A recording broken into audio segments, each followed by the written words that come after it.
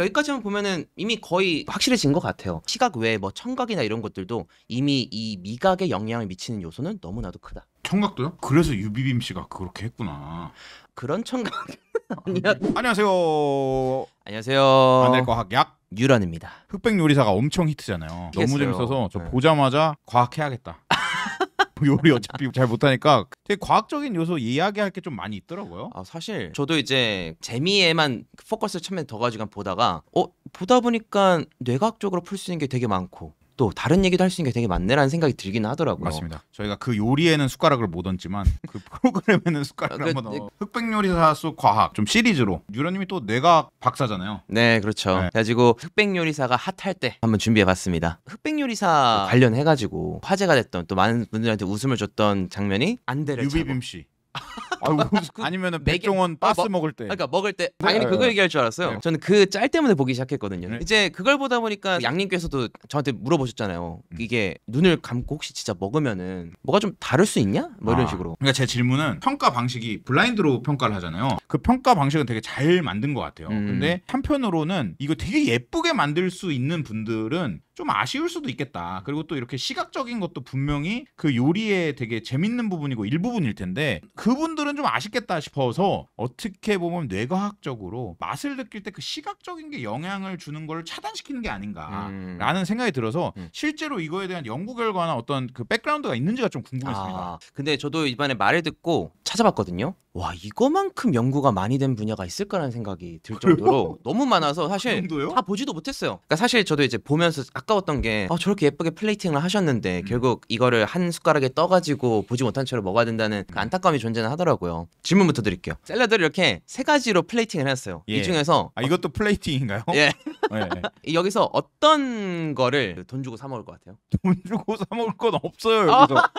사실 C 같은 경우는 그냥 사실 모든 재료를 그냥 다 보일 수 있게 펼쳐놓은 거죠. 예. 그리고 B 같은 경우는 어떻게 보면 좀 평범한 플레이팅이에요. A는 그 칸딘스키 그림의 영향을 받아가지고 느낌으로 한번 만들어본 플레이팅이라고 하더라고요. 다 전문가가 하신. 이렇게 플레이팅을 했을 때 A를 보통 고른다고 해요. B를 고르기 쉽지 않을 것 같아요. 우리 유비빔 선생님도 다 따로 떨어뜨려 놨거든요 처음에. 네. 사실 이게 생각해보면 정보 차원에서는 A든 C든 보이는 재료는 결국 다 보이니까 결국 똑같은 거거든요. 근데 왜 굳이 A 같은 조금 더 예술적인 걸 고르냐 뭐 이런 문제가 발생을 하는 거죠. 그래서 일단 플레이팅에 신경을 써야 사람들의 뭔가 구매 욕구를 자극할 수 있고 선택을 만들 수 있다라는 거에 대한 예시로 일단 나오더라고요. 자, 그래서 이제 언제부터 시각이 미각에 미치는 영향을 알았나를 생각을 해보면은 이게 좀 놀라운 게 고대 이집트 때부터 알았대요.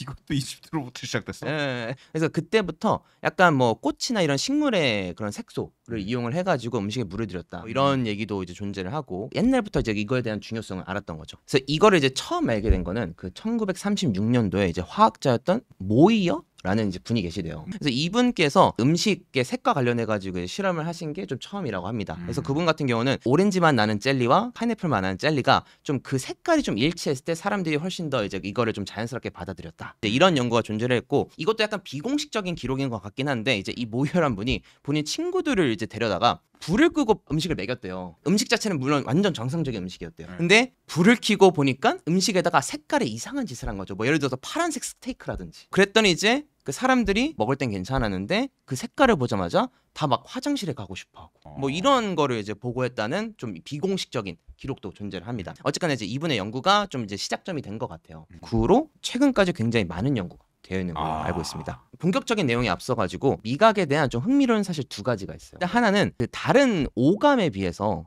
미각이 개인차가 큰 편이래요. 우리가 흔히 말하는 뭐 단짠, 신, 뭐 지방맛, 감칠맛 이런 것도 있지만 그 텍스처도 있고 온도도 있고. 근데 사실 온도 그런 것들은 정확히 맛은 아니죠. 촉각이죠. 그렇게 나온다 이거예요?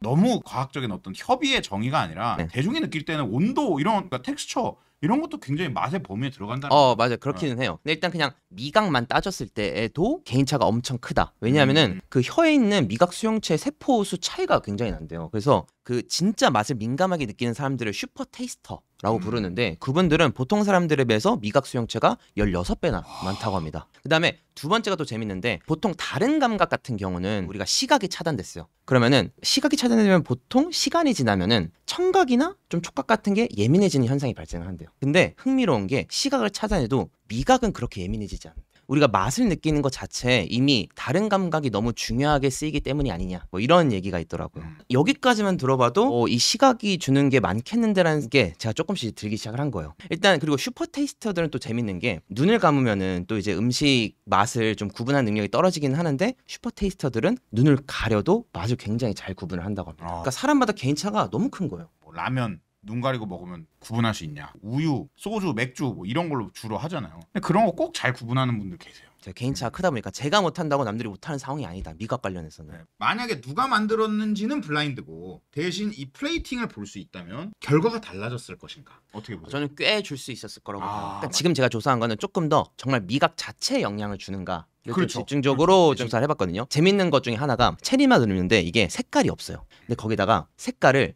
오렌지 색깔을 타잖아요. 그러면 사람들이 거기서 오렌지 맛이 난다고 느낀대요. 그리고 초록색 색소를 타잖아요. 예. 그러면은 라임 맛이 난다고 보고를 했다는 조사가 있습니다. 우리가 뭘 알고 먹으면 그게 당연한 걸로 느끼지만 눈만 가리면 그게 구분 안 될 때가 많아요. 그러니까 사실 생각해보면 우리가 음료 같은 경우는 물론 그 과일의 맛도 많이 들어가 있지만 설탕의 맛, 과당의 맛 이런 게 많은 부분을 차지할 거란 말이에요. 그런데 그게 이런 그러니까 미묘한 거일수록 이 시각 관련해 가지고 많은 영향을 받는다고 하거든요. 그리고 이제 이것도 웃긴데 혹시 양님 화이트 와인하고 레드 와인 맛으로 구분할 수 있어요? 저는 구분할 수 있다고 생각하고 있는데 착각일 수 있죠. 저는 무조건 레드 와인을 마실 때 좀 더 떫게 느끼는 것 같거든요. 그러니까요. 화이트 와인에 색소를 또 타가지고 레드 와인을 이제 구분을 안 가게 하면은 사람들이 이제 향을 맡잖아요. 보통 이제 레드 와인은 화이트 와인에 비해서 좀 뭔가 베리 향이 난다. 좀 이런 식의 뭐 표현을 쓰는데 화이트 와인에 색소를 탄 걸 향을 맡으면은 레드 와인을 향을 맡을 때 쓰는 표현들이 쓰기 시작한대요. 거기서부터도 이제 또 약간 달라지는 거죠. 자 그리고 또 이제 재밌는 게 이게 지금 접시에 올라가 있는 게 뭐인 것 같으세요? 달걀인가요? 저기 사실 딸기 소르베 아이스크림이라고 합니다. 소르베. 예, 딸기 그럼 아이스크림이 검은색 접시 위에 올라와 있나 하얀색 접시 위에 올라와 있나에 따라 가지고 완전히 똑같은 것인데 네. 접시에 따라서 어떻게 느껴지냐. 이렇게 먹었을 때에도 맛을 다르게 느낀다고 합니다. 단맛이 더 난다고 느낀대요. 언제나 중요한 거는 미각의 차이가 미묘할 때에 시각이 미치는 영향이 크다예요. 물론 시각이 미치는 영향을 무시할 수는 없어요. 하지만 그게 효과가 많이 드러날 때는 결국 맛의 차이가 크게 나지 않을 때. 근데 이게 사실 우리는 그 맛 전문가가 아니니까 이런 현상이 혹시 발생할 수 있지 않느냐라고 생각할 수도 있잖아요. 그 전문가들도 이런 식으로 속는다고 해요. 시각이 그래서 얼마나 중요하냐면은 노인분들 나이가 들수록 아무래도 이제 미각 관련해가지고 좀 약간 민감도가 떨어지게 되는데 이런 노인분들이 간을 좀 세게 하는 경우가 점점 많아진대요. 근데 이런 시각적인 요소를 잘 사용하면은 그 현상을 좀 줄일 수 있었다. 이런 연구 결과도 있더라고요. 여기까지만 보면은 이미 거의 확실해진 것 같아요. 시각 외에 뭐 청각이나 이런 것들도 이미 이 미각에 영향을 미치는 요소는 너무나도 크다. 청각도요? 그래서 유비빔 씨가 그렇게 했구나. 그런 청각 아니야. 그리고 또 이제 보다 보면은 아무래도 명성이 있는 셰프님하고 명성이 없는 셰프님하고 이 차이가 혹시 있지 않을까. 이거를 똑같은 음식이라도 좀 명성이 있는 셰프분께서 만들었다고 하면은 또 맛있게 느낄 수 있고 뭐 이런 게 있을 수 있잖아요. 셰프의 명성에 따라 가지고 맛의 평가가 달라진다는 연구를 제가 찾지는 못했는데 적어도 이건 있어요. 그 음식의 브랜드 혹은 그 음식의 가격에 따라 가지고 맛을 다르게 느낀다. 똑같은 초코 케이크를 놓은 다음에 하나는 뭐 15,000원짜리 하나는 68,000원짜리 라고 했을 때 그 비싼 거를 더 고급스럽게 맛을 느낀다. 라는 연구 결과가 있고 이건 또 이제 제가 제 개인적으로 실험을 했던 건데 우리가 생수 맨날 편의점에서 마시잖아요. 생수 맛이 다르다고 생각하세요? 생수 맛이 좀 다르죠. 근데 사실 좀 미묘할 거예요. 미묘하죠. 근데 그것도 브랜드를 공개하고 마시냐 라벨을 떼고 먹냐에 따라서 저희가 연구실에 실험을 한 적이 있거든요. 아 그래요? 완전히 달라지더라고요. 제가 브랜드를 좀 말씀드리기는 어렵지만 유명한 브랜드들은 블라인드 테스트에서는 뒤에 있다가 브랜드를 공개하자마자 바로 1, 2등을 해버려요. 그래서 이거를 봤을 때도 아무래도 그 이 셰프님의 명성을 공개하고 먹었다면은 또 평가가 달라질 수는 있는 부분이 있었을 것이다. 근데 언제나 우리 이거 고려해야 돼요. 제가 앞에 슈퍼 테이스터 얘기를 한 이유가 솔직히 말해서 백종원 선생님이나 아니면 안성재 셰프 같은 경우는 미각이 이미 민감할 수 있는 가능성이 꽤 높다고 생각하거든요. 엄청 민감하겠죠. 슈퍼 테이스터들을 대상으로 연구를 했을 때는 시각이 미치는 영향이 확연히 줄어들었다는 걸 확인한 연구 결과가 있습니다. 흑백 요리사를 보면서 이제 또 느꼈던 게 제가 조금 마음에 걸렸던 부분 중 하나가 또 뭐가 있었냐면은 어떤 음식은 직접 손으로 드실 때도 있고 어떤 음식은 숟가락으로 떠서 먹이는 경우가 있었어요. 1대1 배틀할 때도 뼈를 잡고 드세요. 아니면 손으로 드세요. 아니면은 그냥 이렇게 숟가락 해주면 백종원 선생님이 근데 아무래도 촉각 관련한 연구는 이 텍스처 얘기긴 할 텐데, 근데 일단 손으로 들린다는 것 자체가 이 음식에 대해서 약간 어느 정도 정보를 얻은 상태에서 먹는 거거든요. 이 음식에 대한 정보를 어느 정도 알고 먹느냐에 따라 가지고 또 맛을 느끼는 게 달라진대요. 그러니까 예를 들어 가지고 단맛의 디저트를 먹습니다라고 해놓고 먹일 때랑 아무 정보도 없이 먹일 때, 근데 이제 사실 훈제 연어맛 아이스크림을 먹이는 거예요. 그때 또 맛을 다르게 느낀다. 어떤 맛을 예상하느냐. 진짜 맞는 것 같은 게 팀전에서 각 팀장님들이 설명을 하잖아요. 근데 저는 그 설명을 들을 때 이미 느낌이 오더라고요. 이 설명이 맛에 영향을 줄 수밖에 없겠다. 그러니까 여기서 중요한 건 그건 것 같아요. 결국 맛은 미각 수용체에서 시작을 하긴 하지만 맛을 느끼는 거는 결국 뇌가 느끼는 거다. 그 뇌가 그 맛을 처리하는 과정에서 많은 것에 영향을 받을 수가 있다. 뭐 이런 얘기를 드리면 좋을 것 같습니다. 자, 그래서 이게 좀 뇌과학적으로 보면은 맛을 느낄 때와 그다음에 뭐 시각 정보는 뭐 1차 시각 피질, 뭐 1차 미각 피질이라고 불리는 영역에서 먼저 처리가 되는데, 이 맛에 대한 가치를 느낄 때는 이 전두엽에서 좀 이게 모여가지고 통합돼서 처리가 되거든요. 이 정보들이 비슷한 영역에서 통합이 된다는 거죠. 그렇기 때문에 우리는 많은 것을 고려해가지고 맛을 평가할 수밖에 없다라고 좀 이제 정리를 하면 좋을 것 같습니다. 일단 맛을 평가할 때 자체는 결국 미각을 무시할 수는 없다라고 보는 게 맞는 것 같아요. 음식을 할 때 우리가 설탕이나 소금을 헷갈려가지고 잘못 쓰면 보통 그 정도는 알잖아요. 솔직히 말해서 흑백 요리사 같이 정말 쟁쟁한 분들의 싸움이면은 저는 좀 미묘한 싸움일 수 있다고 생각을 하거든요. 그 상황에서는 시각이 미치는 영향을 솔직히 무시할 순 없지 않을까라는 게 저의 생각입니다. 만약에 백종원 선생님, 안성재 선생님께서 요리는 누가 한지 모르는데 음식을 보면서 먹었다. 그러면 결과가 바뀌었을 것 같은 매치가 있을까요? 저는 개인적으로 승우 아빠님 아이스크림 좀 되게 맛있어 보였거든요. 네, 그리고 최현석 셰프님 것도 비주얼 보자마자 저는 그걸 좀 먹고 싶다는 생각 개인적으로 좀 했거든요.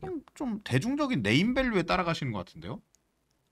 어? 우리 구독자 교수님들도 한번 보시고 이거는 좀 시각적 정보가 중요하지 않았나. 저는 그 우리 한식대첩 선생님 이 선생님께서 만든 그 미소 곰탕 있잖아요. 그거는 비주얼과 상관없었을 것 같아요. 아, 그래요? 네. 다음 편도 또 가시죠. 좋습니다. 그러면 다음 편에 뵙도록 하겠습니다. 지금까지 안 될 거 약 유런이었습니다. 안녕.